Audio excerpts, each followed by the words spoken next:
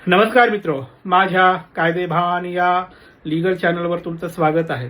आजच्या व्हिडिओचा विषय आहे आदिवासीला त्याची जमीन विकायची आहे, पण ही जमीन आदिवासींनी एखाद्या गैर आदिवासीकडून विकत घेतलेली होती. अशी जमीन आत्ता परत एखाद्या त्रयस्थ गैर आदिवासीला विकायची आहे. मग याच्यामध्ये आदिवासी कायद्याचं प्रोटेक्शन येतं का? त्या अनुषंगाने तरतूद काय आहे बघूया. तर मित्रो, पुणे, मुंबई, ठाणे, पालघर ही जी शहरं आहेत याच्या अवतीभवती आदिवासींच्या खूप जमिनी आहेत. मोठमोठे बिल्डर त्या क्षेत्रात उतरले आहेत, त्यांना आदिवासीच्या जमिनी विकत घ्यायच्या आहेत.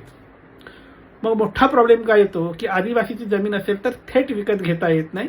कलेक्टरकडे फाईल टाकावी लागते, ती फाईल मंत्रालयातून मंजूर करून आणावी लागते. हे सगळं झाल्यानंतर परवानगी मिळते.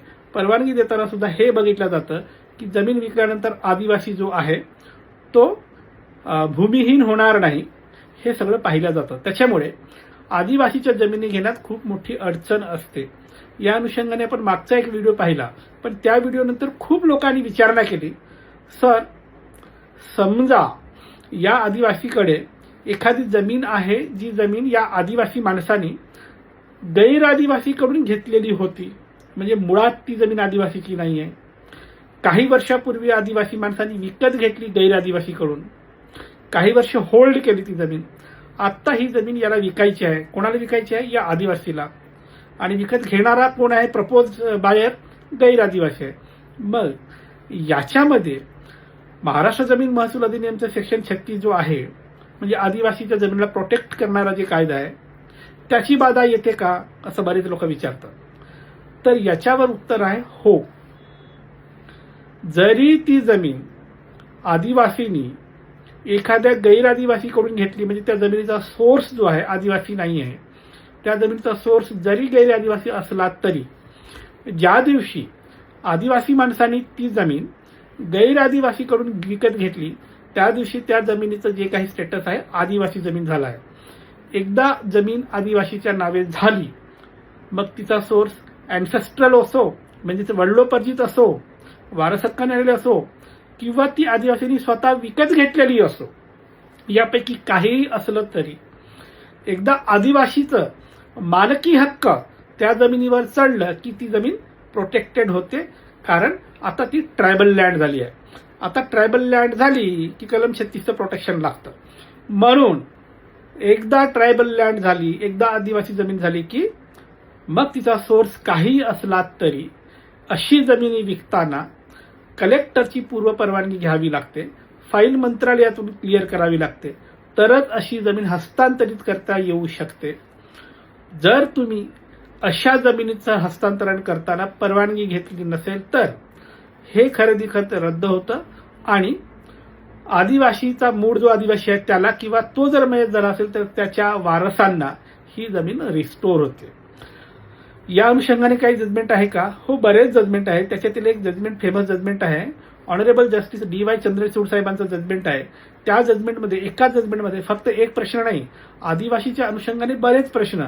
म्हणजे अशा जमिनीचं, आदिवासी जमिनीचं जर कॉन्ट्रॅक्ट केलं असेल तर तो कॉन्ट्रॅक्ट स्पेसिफिक ऍक्टच्या अंतर्गत एन्फोर्सेबल राहत नाही, किंवा पजेशन हस्तांतरित केलं असेल तर ते सुद्धा व्हॅलिड राहत नाही. कुळ कायद्या अन्वये जर हक्क सांगितला असेल तो सुद्धा व्हॅलिड राहत नाही. अशा बऱ्याच प्रश्नांची उत्तरे एकाच जजमेंटमध्ये ऑनरेबल जस्टिस DY चंद्रचूड साहेबांनी दिलेलं आहे. त्याच्यामुळे आदिवासी जमिनीबद्दल एका वाक्यात असं म्हणणं आहे की जर ती आदिवासीची जमीन असेल, मग ती वडिलोपार्जित आली असेल किंवा त्यांनी विकत घेतली असेल, तर अशा जमिनीचं पूर्व परवानगीशिवाय जर तुम्ही व्यवहार केला असेल तर ते सगळे व्यवहार बेकायदेशीर ठरतात. तो कॉन्ट्रॅक्ट बेकायदेशीर ठरतो. त्याला स्पेसिफिक ऍक्ट, परफॉर्मन्स ऍक्टच्या अंतर्गत तुम्ही कोर्टात सूट दाखल करू शकत नाही.